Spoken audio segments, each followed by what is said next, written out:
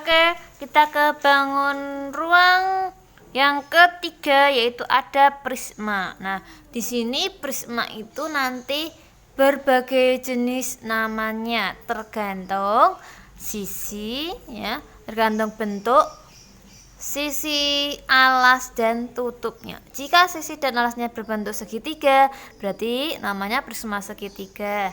Jika berbentuk segi empat, berarti namanya prisma segi empat, dan seterusnya. Bahkan jika itu prismanya kok alasnya ada segi 6, berarti ya bangun ruang sisi datar prisma segi 6. Nah, yuk kita yang pertama dulu, yaitu saya akan memberikan contoh prisma segitiga. Saya menggunakan segitiganya sembarang. Jadi kita selalu buat dari alasnya dulu ya. Alasnya biar terlihat, saya agak ke miring gini. Ambil yang gampang aja ya.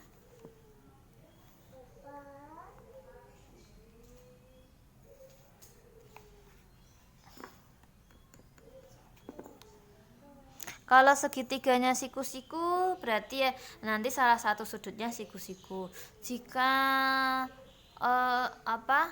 prismanya segitiga sama sisi, ambil saja segitiga sama sisi, dan seterusnya ya.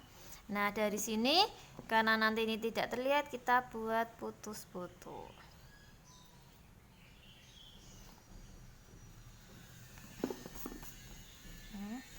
Kita buat garisnya putus-putus ya. Dia garisnya ada tapi tidak nampak dari depan. Kemudian baru buat garis rusuk tinggi tinggi prisma dengan panjang yang sama. Misalkan saya menentukan biar agak terlihat itu misalnya 5 cm ya. Jadi nanti kita masing-masing 5 cm.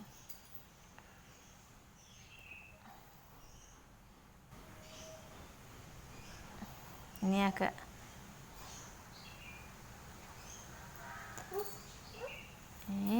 ingat harus sejajar 5 cm. Nah, kalau sudah begini kalian tinggal menghubungkan ujung-ujungnya saja.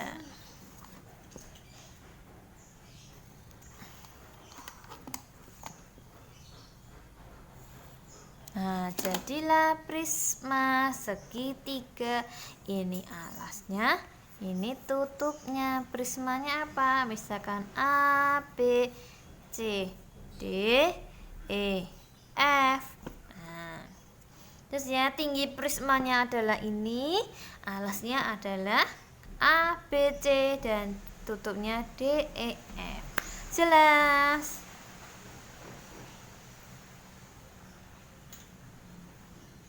Oke, kita ke bangun yang keempat, yaitu ada bangun ruang limas.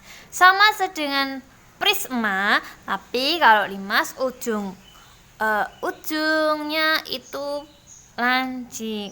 Jadi dia hanya punya alas, tidak punya tutup. Nanti nama limas pun tergantung dari bentuk alasnya. Kalau alasnya berbentuk segitiga, berarti ya 5 segitiga. Kalau alasnya berbentuk segi 4, berarti juga namanya 5 segi 4. Kita coba yang pertama, yaitu 5 segitiga ya. Saya mau di sini segitiganya kita coba segitiga siku-siku. Nah, karena siku-siku biar agak mudah, berarti kita ambil salah satu triple Pythagoras yang gampang, yaitu ukurannya 3, 4, dan 5. Berarti kita buat dari sisi miringnya dulu, yaitu 5. Nah, ini ya, 5 sisi miringnya. Oke, setelah itu kita buat tingginya dulu, misalnya 3 cm ya. Kita buat 3 cm di sini. Nanti biar pas saya paskan dulu 3 cm. Ya, 3 cm.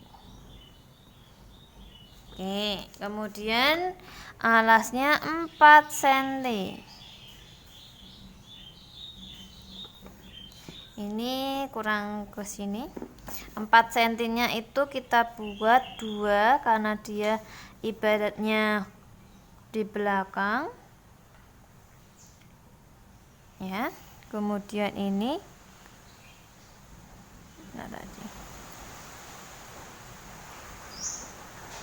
adalah 3 cm-nya. Nah, kemudian jangan lupa beri tanda siku-siku. Kemudian ya. Nah, kemudian kita buat tinggi limasnya dulu. Tinggi limas itu adalah titik tengah pertemuan antara titik sudut alasnya. Nah, titik sudutnya dari setiap alas kita buat dulu. Saya menggunakan warna yang berbeda agar terlihat.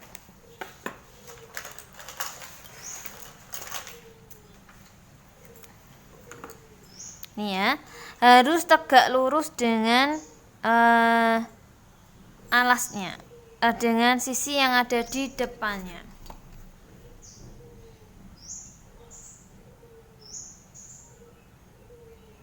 Ini. Kemudian misalnya begini. Terus ini di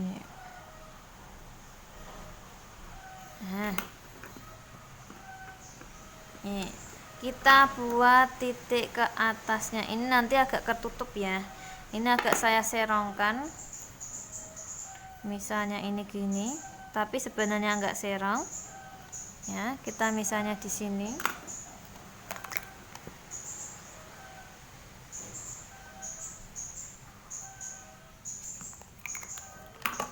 Kemudian misalnya kita buat tinggi limasnya berapa? Biar agak tidak tinggi, 4 cm gitu ya. 4 cm ke atas. Nah, ini warna biru. Nah, kalau sudah ketemu tinggi limasnya, baru kalian hubungkan dengan alasnya, titik sudut alasnya seperti ini. Dan yang belakang tetap garisnya putus-putus. Nah, sudah jadi 5 segitiga ABC ya. Segitiga ini namanya nanti limas T A B C. T itu adalah titik puncaknya limas, ABC adalah bidang alas limas berbentuk segitiga. Nah, di sini saya akan menambahkan keterangannya. Tinggi ini ya, ini adalah tingginya.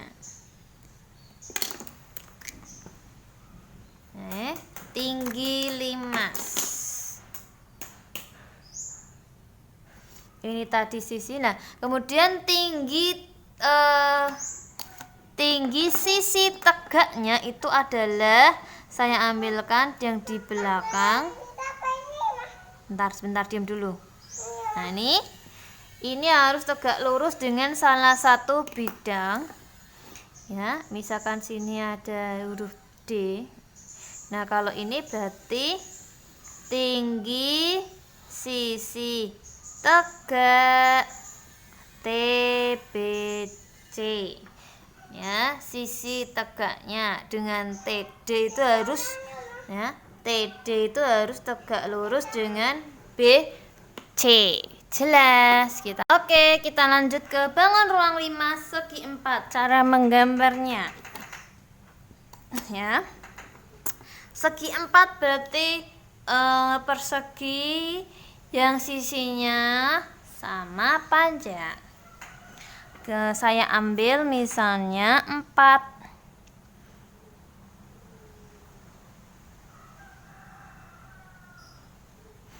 Misalnya saya ambil 3 satuan saja ya, 3 cm ya. Kita buat seperti biasa, depannya dulu 3 atau saya ambil 4 cm aja biar agak besar. 4 cm. Berarti kita buatnya perseginya serong, bukan persegi yang kotak seperti kita mau membuat kubus dan balok. Ya, tapi ketika membuat alas ya, membuat alas kita serong. Karena 4 cm berarti di sini ada 2 cm. Ya.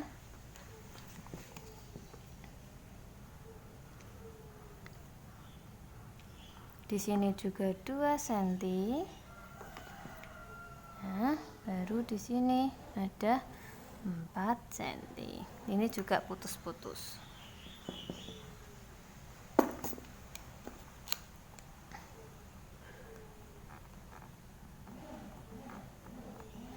Oke, nah terus caranya sama, kita buat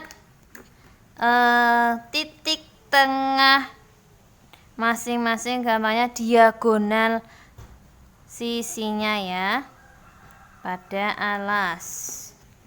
Nah kalau persegi, kalau alasnya segi 4 itu lebih mudah membuatnya. Nah ketemu titiknya, kita buat tingginya misalnya masih sama seperti tadi. Kita buat misalnya kalau 5, oke cukup ya, kita buat 5 cm. Harus putus-putus kalau di sini kalau menggambar. Nah baru kita tarik garis pada masing-masing titik sudut alasnya. Ini yang depan dan yang belakang adalah putus-putus garisnya.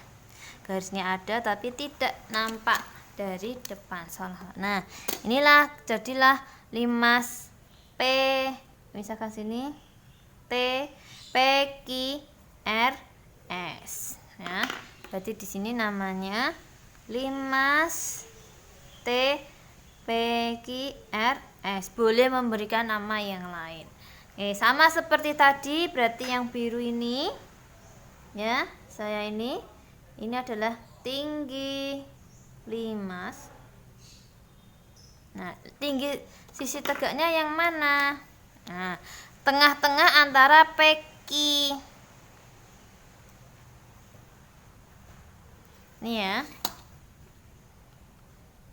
Dan tegak lurus. Nah, ini namanya tinggi sisi tegak 5. Kalau ini tinggi 5. Kalau ini tinggi 5, kalau ini namanya tinggi sisi tegak 5. Gampang kan? Nah, nanti kalau alasnya bentuknya segi 5, segi 6 itu juga sama. Tapi biasanya yang lebih sering keluar adalah jenis segitiga dari siku-siku, sama kaki, sama sisi, dan segi 5, segi 4. Jelas ya?